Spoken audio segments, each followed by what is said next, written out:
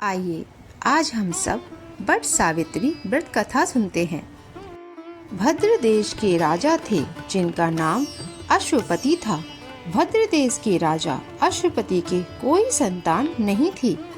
उन्होंने संतान प्राप्ति के लिए मंत्रों उच्चारण के साथ प्रतिदिन 1,00,000 आहुतियां दी। 18 वर्षों तक यह क्रम जारी रखा। इसके बाद सावित्री देवी ने प्रकट होकर वर दिया कि राजन, तुझे एक तेजस्वी कन्या पैदा होगी। सावित्री देवी की कृपा से जन्म लेने के कारण कन्या का नाम सावित्री रखा गया। कन्या बड़ी होकर बेहद रूपवान हुई। योग्य वर न मिलने की वजह से सावित्री के पिता दुखी थे। उन्होंने कन्या को स्वयं वर तलाशने को भेजा। सावित्री तपोवन में भटकने लगी।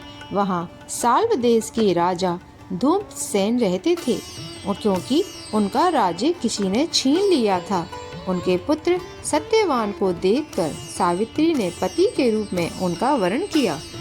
ऋषिराज नारद को जब ये बात पता चली तो वह राजा अश्वपति के पास पहुँचे और कहा कि हे राजन, यह आप क्या कर रहे हैं?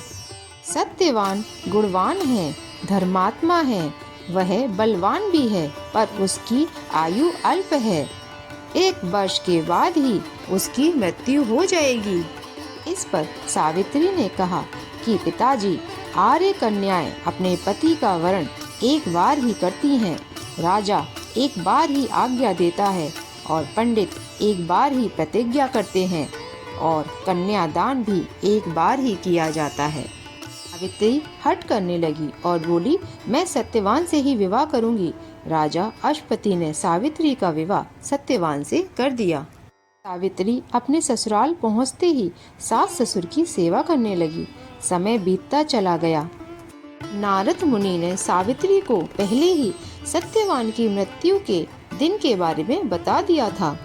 वह दिन जैसे जैसे करीब आने लगा, सावित्री अधीर होने लगी।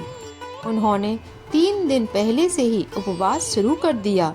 नारद मुनि द्वारा कथित निश्चित तिथि पर पितरों का पूजन किया। हर दिन की तरह सत्यवान उस दिन भी लकड़ी काटने जंगल चले गए। साथ में सावित्री भी गई। जंगल में पहुंचकर सत्यवान लकड़ी काटने के लिए एक पेड़ पर चढ़ गए। तभी उसके सिर में तेज दर्द होने लगा। दर्द से व्याकुल सत्यवान पेड़ से नीचे उतर गए। सावित्री अपना भविष्य समझ गई। सत्यवान के सिर को गोद में रखकर सावित्री सत्यवान का सिर सहलाने लगी। तभी यमराज आते दिखे।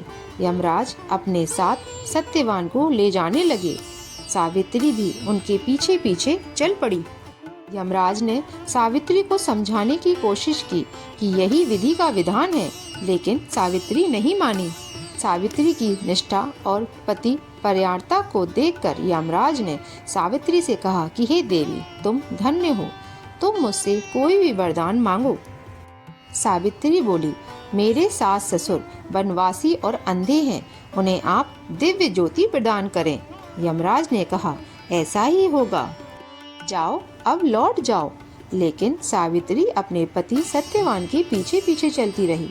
यमराज ने कहा, देवी तुम वापस जाओ। सावित्री ने कहा, भगवान, मुझे अपने पति देव के पीछे पीछे चलने में कोई परेशानी नहीं है। पति के पीछे चलना मेरा कर्तव्य है। यह सुनकर उन्होंने फिर से उसे एक और वर मांगने के लिए कहा। सावित्री बोली, हमारे सास ससुर का राज्य छिन गया है, उसे पुनः वापस दिला दें। यमराज ने सावित्री को यह वरदान भी दे दिया और कहा, अब तुम लौट जाओ। लेकिन सावित्री पीछे पीछे चलती रही।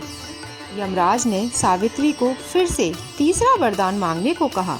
इस पर सावित्री ने 100 संतानों और सौभाग्य का वरदान मांगा। यमराज ने इसका वरदान भी सावित्री को दे दिया। सावित्री ने यमराज से कहा कि हे प्रभु, मैं एक पतिव्रता पत्नी हूँ और आपने मुझे पुत्रवती होने का आशीर्वाद दिया है। यह सुनकर यमराज को सत्यवान के प्राण छोड़ने पड़े। यमराज अंतर ध्यान हो गए और सावित्री उसी बट वृक्ष के पास आ गई जहाँ उसके पति का मृत शरीर पड़ा था। सत्यवान जीवंत हो गया और दोनों खुशी खुशी अपने राज्य को चले गए।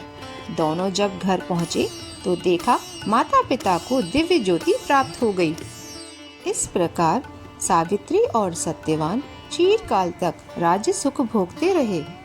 बट सावित्री व्रत करने और इस कथा को सुनने से उपवासक के वैवाहिक जीवन या जीवन साथी की आयु पर किसी प्रकार का कोई संकट आया भी हो तो वह टल जाता है।